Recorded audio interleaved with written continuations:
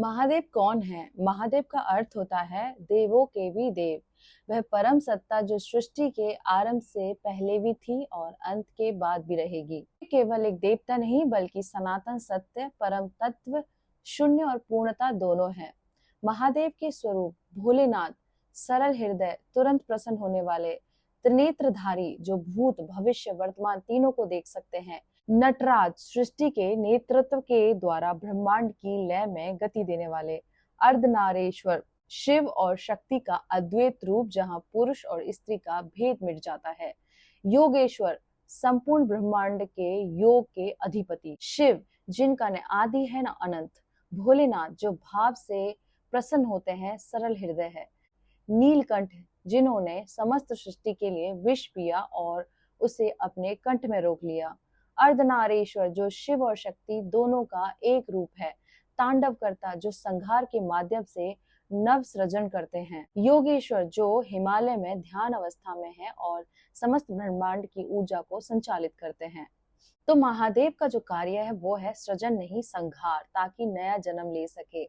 आवरण नहीं प्रकाश जो आत्मा को अज्ञान से ज्ञान की ओर ले नहीं करुणा जो भूल करने वाले को भी मोक्ष का मार्ग दिखाए। महादेव वह है जो हर आत्मा में शिवत्व के रूप में विराजमान है। जो अहम ब्रह्मास्मि की अनुभूति कर ले वह जान जाता है कि महादेव कहीं बाहर नहीं भीतर ही है। महादेव वह है जो शून्य है पर जब कुछ है। जो चेतना में उठे तो ध्यान है, गिरे तो तांडव है। आत्मा से परमात्मा में मिला दे वही महादेव है। महादेव का शाब्दिक अर्थ है महान देवता, अर्थात देवों के भी देव। वे केवल एक देवी देवता नहीं बल्कि संपूर्ण ब्रह्मांड के मूल तत्व, परम चेतना और सनातन सत्य है। महादेव का तात्विक स्वरूप वह न जन्म लेते हैं न मरते हैं। वे सृष्टि, स्थिति और संहार तीनों के स्वामी हैं। वे नाम और रूप से परे एक अनुभूति, वे अहम ब्रह्मास्मि का पूर्णता है जब आत्मा को परमात्मा की अनुभूति होती है। महादेव क्या सिखाते हैं? वैराग्य, संसार में रहकर भी उससे परे होना। करुणा, दूसरों की पीड़ा को समझना और सहना।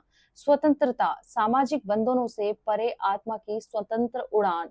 समत्व, ऊंच नीच, पाप पुण्य, प्रेम द्वेष से ऊपर उठ जाना। महादेव कोई मूर्ति नहीं, वह अनुभव है। महादेव कोई स्थान नहीं, वह चेतना है। जो स्वयं को जान लेता है वही महादेव को पा लेता है। महादेव को जानना इतना सरल नहीं पर इतना कठिन भी नहीं। महादेव अनुभव होते हैं, आपके पूरे अस्तित्व में अनुभव होते हैं। महादेव को जिसने जान लिया फिर उसको जानने के लिए कुछ शेष बचता नहीं। उसकी पूरी सृष्टि महादेव बन जाते हैं। उसकी वाणी, उसका सुनना, उसका देखना, उसका बोलना, उसका चलना, उसका फिरना, उसके रोम रोम में हर एक क्रिया सिर्फ शिव में हो जाता है। शिव और महादेव और नीलकंठ, उन्हें किसी भी नाम से आप पुकार सकते हैं और उनको जानना है तो उन्हीं के जैसा सरल बनना पड़ेगा।